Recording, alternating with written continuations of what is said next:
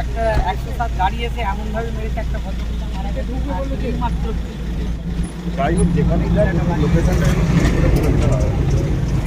আজ সাত সকালে আরামবাগের হরিণকোলা 1 নম্বর পঞ্চায়েতের অন্তর্গত শ্যামগ্রামে প্রায় 10 থেকে 15 জন মহিলা ধান রোপণের কাজ করার জন্য বের হচ্ছিলেন। ইঞ্জিন ভ্যানে সবাই উঠবেন, এমন সময়ই মালতী হেমব্রম নামে এক ভদ্রমহিলা তিনি উঠতে যাচ্ছিলেন।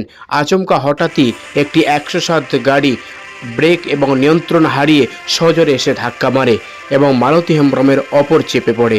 ঘটনাস্থলে কিছুক্ষণের মধ্যেই মালতী হেমব্রম মারা যায় এবং আরও এক মহিলা আর একজন গুরুতর আহত হন। তাকে আরামবাগ হাসপাতালে নিয়ে যাওয়া হয় এবং সেখান থেকে স্থানান্তরিত করা হয় কলকাতা পিজি হাসপাতালে।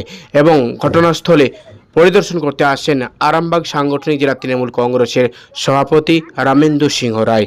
আমরা শোনাবো স্থানীয় মানুষদের সঙ্গে তিনি এসে কথা বলছেন এবং দুর্ঘটনাগ্রস্ত পরিবারের সঙ্গে কথা বলছেন, মৃতের পরিবারের সঙ্গে কথা বলছেন, সর্বতভাবে সমস্ত রকমভাবে তাদের পাশে থাকার আশ্বাস দিয়ে গেলেন। আমরা শোনাবো, দেখুন বিস্তারিত। একজনকে ওই পাশে ফেললো আর একজনকে নিয়ে গাড়ি সহিত একবারে গাড়োয়ালের ভিতরে ঢুকে আবার নিজেরা ভোট দেওয়া এবারে সঙ্গে সঙ্গে হয়ে গেল আর একজন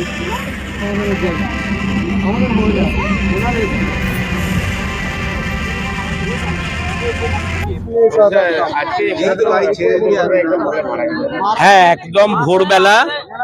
এখন বোরো রোয়া হচ্ছে পাণ্ডুগ্রামে। এরা প্রত্যেক দিন ওই মোটর ভ্যানে করে প্রায় 17-18 জন যায়। আজকেও ভোর রাতে এখানেতে ওরা ওই মোটর ভ্যানেতে উঠে বসেছে।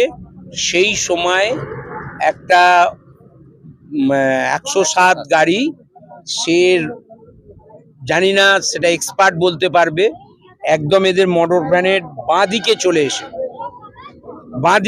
এসে স্টিয়ারিং ফেল করুক কি ড্রাইভার ঘুমিয়ে পড়ুক, যে কোনো একটা কারণেতে এদের মোটর ভ্যানটার সাইডে যারা ছিল এই রকম দুজনকে নিয়ে আপনারা দেখতে পাচ্ছেন মোটর ভ্যান থেকে অন্তত 30 ফুট দূরে একজনকে পিচ রাস্তার উপর, একজনকে ওই ইলেকট্রিক পোস্ট সমেত ওই গার্ডওয়ালের ওপর ফেলেছে।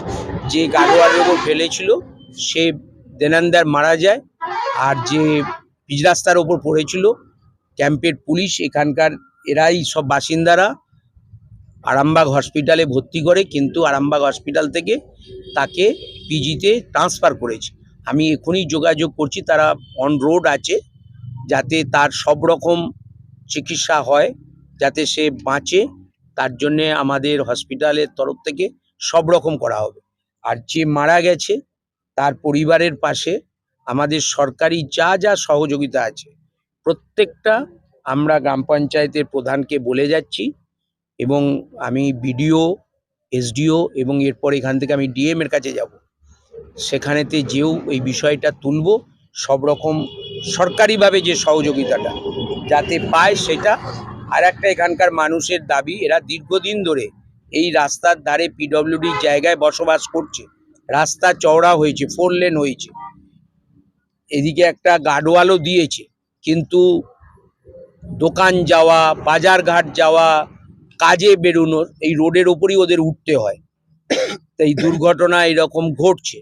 আমরা দেখব যে 1 নম্বর খতিয়ানে এই অঞ্চলের বা পার্শ্ববর্তী অঞ্চলের কোথায় আছে জায়গা, যাতে এরা সেখানে শিফট করে, এবং প্রত্যেকে গরিব মানুষ, যাতে সরকারিভাবে এদের ঘরদুয়ারও করে দেওয়া হয়।